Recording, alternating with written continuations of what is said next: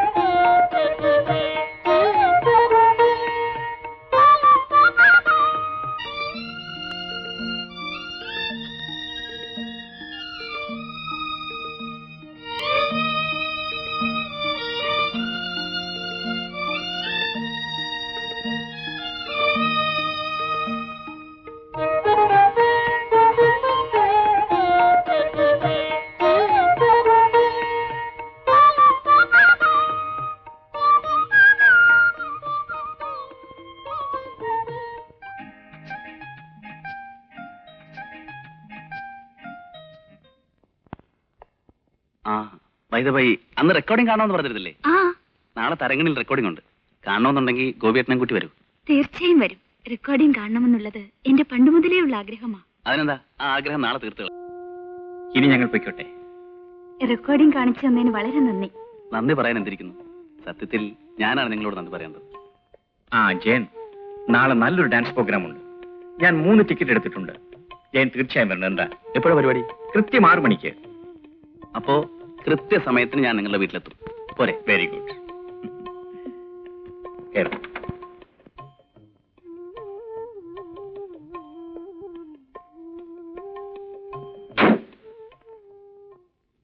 ചേട്ടാ, ഓഫീസിൽ നിന്ന് നേരത്തെ വരണേ.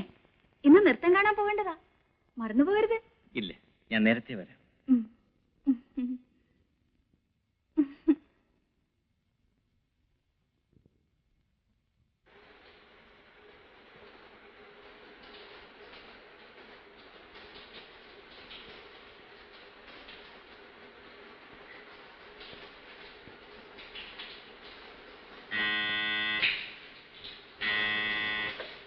വരുന്നു ചേട്ടാ, ഞാൻ ബാത്റൂമില്ല.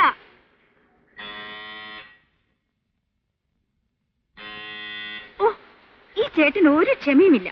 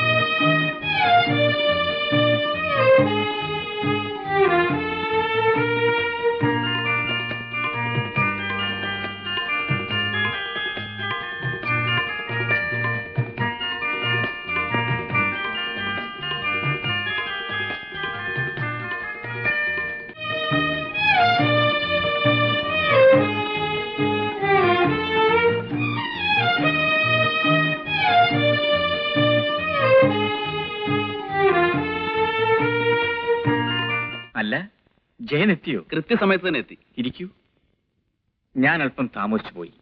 ഓഫീസിൽ ഭയങ്കര തിരക്ക്. പിന്നെ രമ ഓർപ്പിച്ചുകൊണ്ടാണ് ഓടിയെത്തിയത്. രമ എവിടെ? രമേ, രമേ.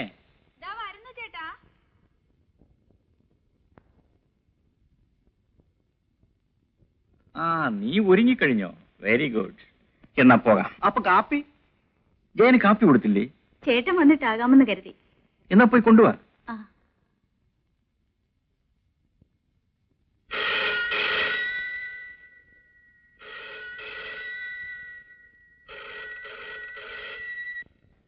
ഹലോ.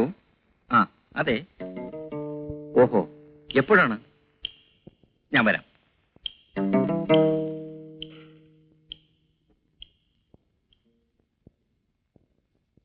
ഓഫീസിൽ നിന്നാണ്. ഇൻകം ടാക്സ് ഡിപ്പാർട്ട്മെന്റുകാർ ഫയലുകളും മറ്റും പരിശോധിക്കുകയാണ്. എനിക്ക് ഉടനെ പോകണം. ആ, ഞാനൊരു കാര്യം ചെയ്യാം. നിങ്ങൾ രണ്ടുപേരെയും ഓഡിറ്റോറിയത്തിലാക്കിയിട്ട് പോകാം. അരമണിക്കൂറിന് തിരിച്ചു വരികയും ചെയ്യണ്ട. അത് വേണ്ട ചേട്ടാ, ചേട്ടനില്ലാതെ. അത് സാരമില്ല.